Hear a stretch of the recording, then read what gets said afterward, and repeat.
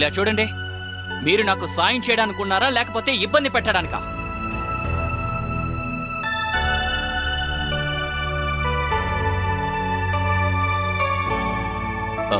నేను మళ్ళీ ఫోన్ చేస్తాను.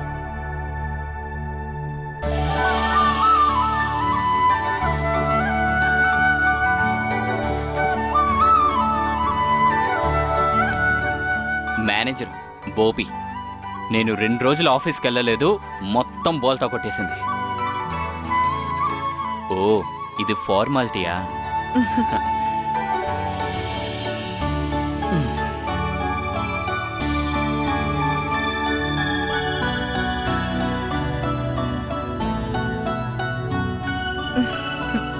పూర్తిగా తాగేయండి. సగం భార్య తాగాలి. ఇది ఇప్పుడు ఎవరు తాగారని బయట ఎవరికి తెలియదు కదా. ఆయన ఆచారం ఉంది కదా, మనం దాన్ని పాటిద్దాం. దా కూర్చో. మనం మిగతా వాళ్ళ కోసం కాదు, మన కోసం అన్నీ చేసి నేర్చుకోవాలి. ఇదిగో.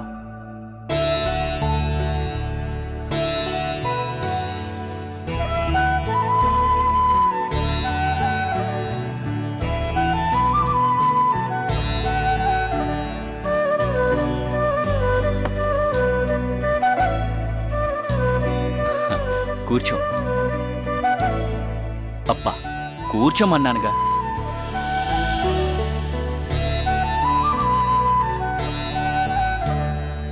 రూమ్లోకి వచ్చే ముందు నీ మొహంలో భయం కనిపించింది.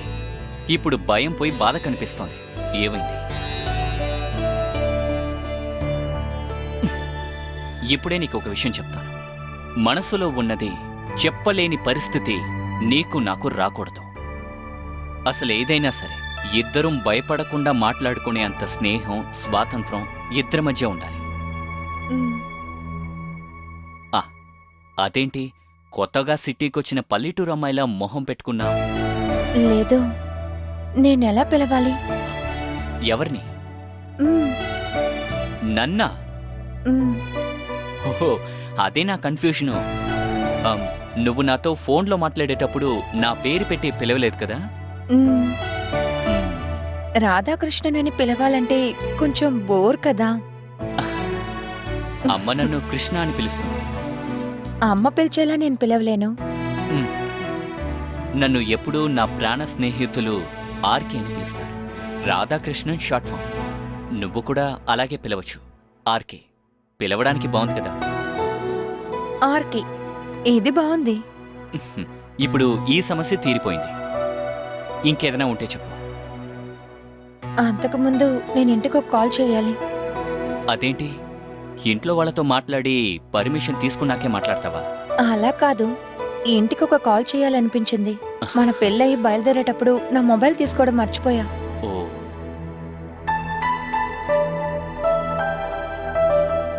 తీసుకో, కాల్ చెయ్యి. థ్యాంక్స్. మన ఇద్దరి మధ్య ఫార్మాలిటీస్ ఉండకూడదు. ఇక్కడ ఉన్నవన్నీ నీకు సొంతమే.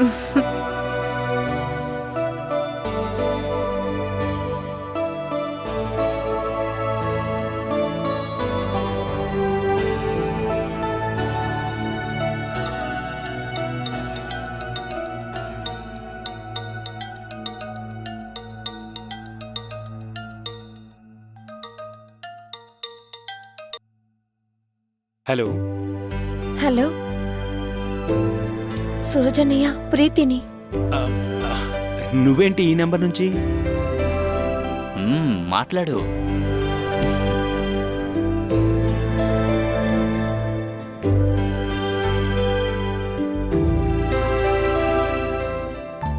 చమేలి ఇంటికొచ్చిందా? లేదు. వెళ్ళి వెతకచ్చు కదా సూరజనయ్య. ఆర్కే అన్నయ్య ఇక్కడ సిఐఏ. ఆర్కేయా? నేను రాధాకృష్ణన్ గురించే చెప్పాను. ఆర్కే వాళ్ళ అన్నయ్యతో మాట్లాడదామా? వేరే ఎవరికి తెలియకుండా వాళ్ళు వెతుకుతారు. అదేం అక్కర్లేదు, వచ్చేటప్పుడు వస్తుందిలే. అంతేకాకుండా రాకపోయినా నాకు ఎలాంటి దిగులు లేదు. నువ్వు దాని గురించి ఎలాంటి దిగులు పడకు. అక్కడ విశేషం కంప్లీట్ అయిందా? రిలేటివ్స్ బయలుదేరారా?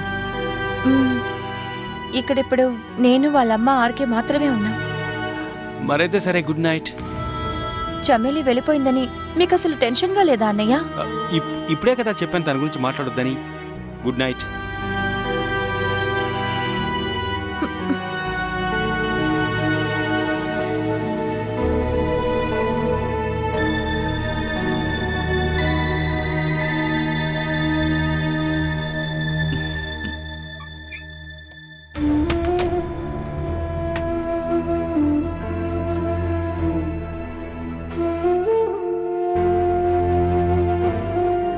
మాట్లాడేశావా? మ్, ఎవరితో? సూరజ్ అన్నయ్య ఆ, తనేమన్నాడు? గుడ్ నైట్ చెప్పాడు. అలాంటప్పుడు ఆ గుడ్ నైట్ని మనం పాడు చేయక్కర్లేదు.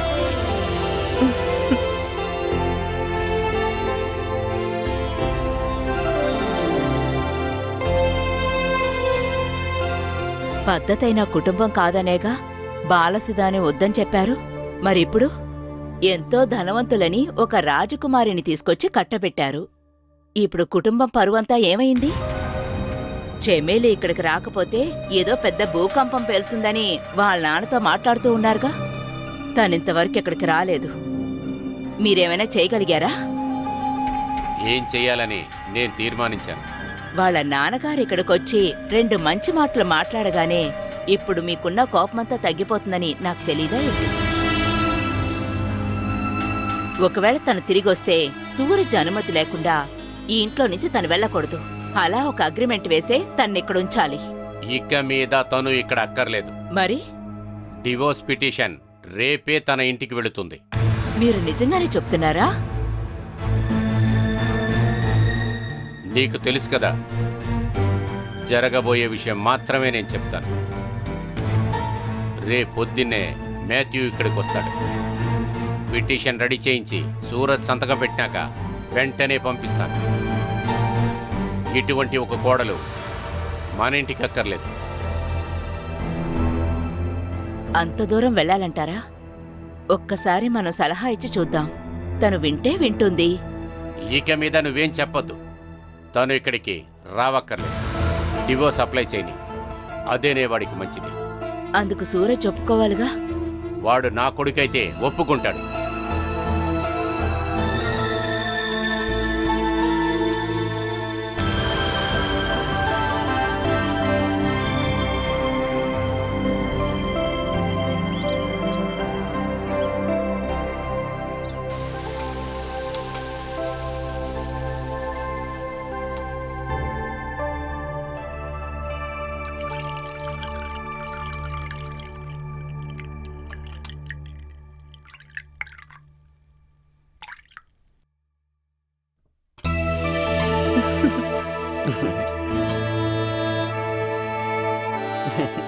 ఆహా, లేచి స్నానం కూడా చేసేసావా? మ్, నేనే టీ తీసుకొచ్చి నిన్ను లేపుదాం అనుకున్నాను.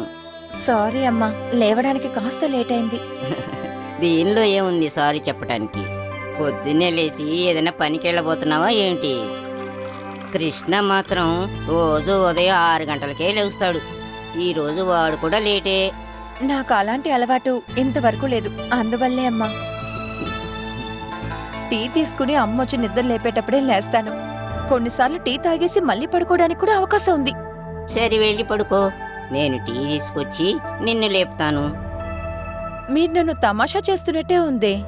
లేదమ్మా, 3 మగ పిల్లల తర్వాత నాకు పుట్టింది ఆడపిల్లే. 1 సంవత్సరం మాత్రమే దాని ముచ్చట తీర్చుకోవడానికి భగవంతుడు నాకు ఇచ్చిన సమయం. పచ్చకామెలు వచ్చాయి. మేము తెలుసుకునేసరికి ఆలస్యం అయిపోయింది. భగవంతుడు దాన్ని తీసుకెళ్ళిపోయాడు. కృష్ణ నీ ఫోటో తీసుకొచ్చి చూపించినప్పుడే నువ్వు నాకు నచ్చేశావు. నీలాగానే అందమైన బొగ్గలు నా కూతురికి కూడా. అందుకే ఇక్కడ నువ్వు నీ ఇష్టం వచ్చినట్లు ఉండొచ్చు. నేను ఏ విషయంలోనూ నీకు అడ్డం రాను. అదెలా కరెక్ట్గా ఉంటుంది? మధ్య మధ్యలో నా చెవి పట్టుకుని తిప్పాలి, లేకపోతే నేను పాడైపోతాను. అదంతా కృష్ణ చూసుకుంటాడులే. వాడికి నీలాంటి ఆడపిల్లలను చూసుకోవటం బాగా తెలుసు. ఆయనకి ఎక్కువగా కోపం వస్తుందా? వస్తుందా? చాలా ఎక్కువగా వస్తుంది. నేను వాడమ్మనే కదా, నన్నే చాలా ఇబ్బందులు పెట్టేస్తుంటాడు. కానీ నాతో సాఫ్ట్ గానే ప్రవర్తిస్తున్నారు. నువ్వు ఇప్పుడే కదా వచ్చావు, అందుకే అయి ఉంటుంది. మనం ఎన్ని రకాలు చేసి పెట్టినా వాడికి నచ్చవు. ఇప్పుడు కూడా ఈ టీ తీసుకొని నువ్వు వెళ్ళావంటే ఇది నచ్చలేదనుకో, ఇది తీసి ఏమంటున్నారు? చూడబోతున్నావుగా, ఇప్పుడే చెప్పాలా ఏంటి?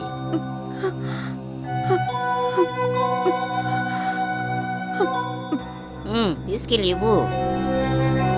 పట్టుకోమ్మా, వెళ్ళిరా, వెళ్ళిరామ్మా.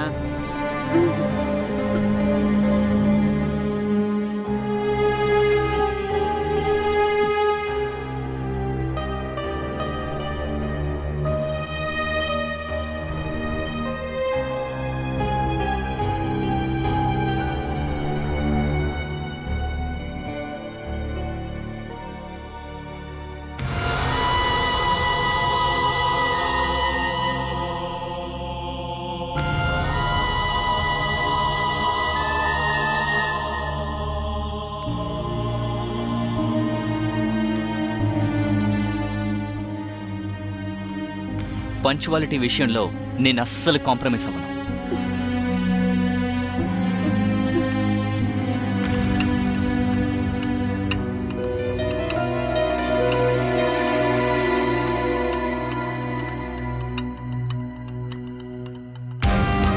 ఏంటిది? టీ నువ్వు పెట్టావా? లేదు. అవును. ఆ, ఏదైనా ఒకటి చెప్పు. అవును. హ్మ్.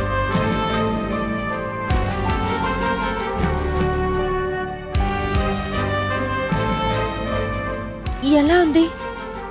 అబద్ధం చెప్పావా? లేదు. టీ ఎవరు పెట్టారన్నా? నేనే. లేదు, ఆ అమ్మే. నాకు తెలుసు. టీ తీసుకొచ్చింది మాత్రమే నువ్వు, టీ పెట్టింది అమ్మ. రేపటి నుంచి అమ్మ నిద్ర లేవడానికి ముందే నేను లేస్తాను. రుచి మారిన టీ దొరుకుతుంది. అందుకు టీ పెట్టడం వస్తేనే కదా. టీ పెట్టడానికి ముందు నీళ్లు మరిగించాలా, పాలు మరిగించాలా? పాల్లో టీ పొడి వెయ్యాలా, లేదంటే టీ పొడిలో పాలు వెయ్యాలా? చెప్పు. తెలియదండి. మరి టీ పెట్టిస్తానన్నావు? అమ్మని అడిగి నేర్చుకుంటాను. అయితే ఈ జన్మలో నాకు మంచి టీ పెట్టివ్వవన్నమాట. కృష్ణ,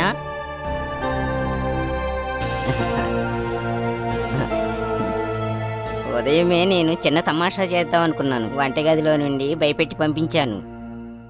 తను నీ దగ్గరికి వచ్చి ఏడుస్తుందనే అనుకున్నాను. ఇదిగో తన మొహం చూడు, ఇప్పుడు వదిలితే ఏడ్చేలాగుంది. ఇదిగో చూడు తల్లి, నేనేదో సరదాగా చెప్పాను. అమ్మా, తనతో ఏం చెప్పావు? ఆర్కే భయంకరమైన మనిషి, అమ్మని కూడా బెదిరించేస్తాడు, మీకు భయంకరంగా కోపం వస్తుందని చెప్పారు. మా అమ్మ నీతో అలా చెప్పకపోయి ఉంటే ఆశ్చర్యం. నీకు తెలుసా, ఉదయం నేను లేచి టీ పెట్టి లేపితేనే గాని అమ్మ లేవదు. భోజనం మాటకొస్తే నేనే చేస్తాను. లేదంటే అనుకున్న టైంకి ఇక్కడి నుంచి బయలుదేరలేను. నాతో పంచువాలిటీ విషయంలో నేను అసలు ఎవరిని క్షమించను అని చెప్పారు. ఆ, అది నేను చెయ్యను, కానీ పక్కన ఉంది కదా మా అమ్మ, నా పంచువాలిటీ మొత్తం చెడగొడుతుంది. నీకు తగిన కొడలే దొరికింది. ఈ రోజు నుంచి నీకు కలిపి వంట ఉండాలి దేవుడా. దీనిలో సిగ్గుపడాల్సింది ఉందరా కృష్ణ? ప్రస్తుతానికేగా. ఈ లోపున నేను ప్రీతిని వంటగదిలో మహారాణిగా చేసేస్తాను. నీకు దండం పెడతానమ్మా, దయచేసి నువ్వు తనకి వంట నేర్పించుకో.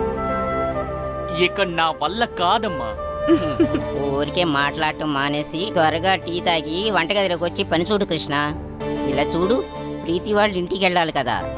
నోటికి ఏదన్నా రుచిగా తినాలి అనుకుంటే నువ్వే వచ్చి వంట చేయాలి. ఈ ఒక్క రోజుకి నువ్వు వండుకుని తినమ్మా, మేము వెళ్లే దారిలో భోంచేస్తాం. ఏంటి భలే చెప్పావులే. నువ్వు ఒక పెద్ద బిజినెస్ మెనవు కనుక ఊరుకుంటున్నాను, కానీ ఈ ఇంట్లో నువ్వే వంట మనిషి అన్న రహస్యాన్ని బయట చెప్పానంటే నీకున్న పరువు కాస్త పోతుంది. అందుకని త్వరగా వంటగదిలోకి రా. వీడిని ఇలాగే ఊరికి వదిలిపెట్టకూడదమ్మా. మన ఇద్దరం కలిసి ఈ దొంగ కృష్ణుడికి పాఠం చెప్పాల్సిందే.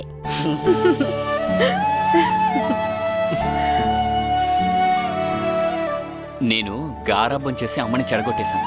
నాకు తెలిసి అబ్బాయిలనే గారాబం చేసి చెడగొడతారు. ఇక్కడ టోటల్గా ఆపోజిట్. మా అన్నయ్యలిద్దరికీ పెళ్లిళ్ళు అయిపోయాయి, పని వాళ్ళని కూడా తీసుకెళ్ళిపోయారు. ఇక్కడ మా అమ్మకి నేనే తోడు. మా అమ్మని ఎంతవరకు నేను ఎప్పుడూ ఇబ్బంది పెట్టలేదు. జీవితంలో ఇప్పటివరకు ఒక్క కంప్లైంట్ కూడా చెప్పలేదు. ఎంత పెద్ద సమస్య వచ్చినా సరే అమ్మ చిటికిలో తీర్చేస్తుంది. మా అమ్మకున్న అలవాటు నాకు వచ్చేసింది. నేను చాలా భయపడిపోయాను. ఆర్కే గురించి నేను అనుకున్నదంతా ఒకే రోజులోనే కూలిపోయిందనుకున్నాను. నిన్న నీకు చెప్పాను కదా, స్వాతంత్రం. ఏ విషయాన్నైనా ఓపెన్గా మాట్లాడే స్వాతంత్రం, స్నేహం, వాటిని నువ్వే కాపాడాలి. దేనికి భయపడాల్సిన అవసరం లేదు. హ్మ్? మా అమ్మ ఉంది కదా, పిచ్చ పిచ్చగా జోక్ చేస్తుంది. నాకంటే మా అమ్మే నీకు మంచి ఫ్రెండ్గా ఉంటుంది. అలా అనకండి, మన అమ్మ అని చెప్పండి. ఆ, నిన్నే ఒక విషయం అడుగుదాం అనుకున్నాను, మర్చిపోయాను. సూరజ్ వైఫ్ ఫ్యామిలీ ఎందుకు మన పెళ్ళికి రాలేదు?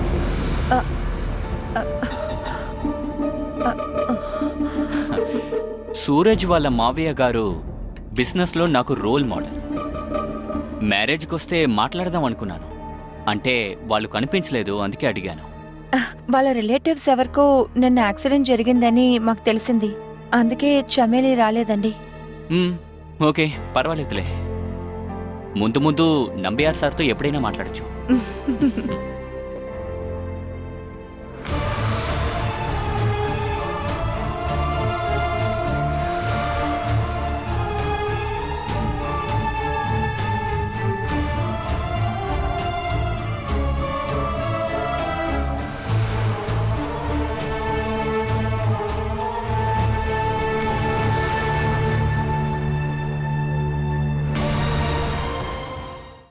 నువ్వెక్కడికి రా?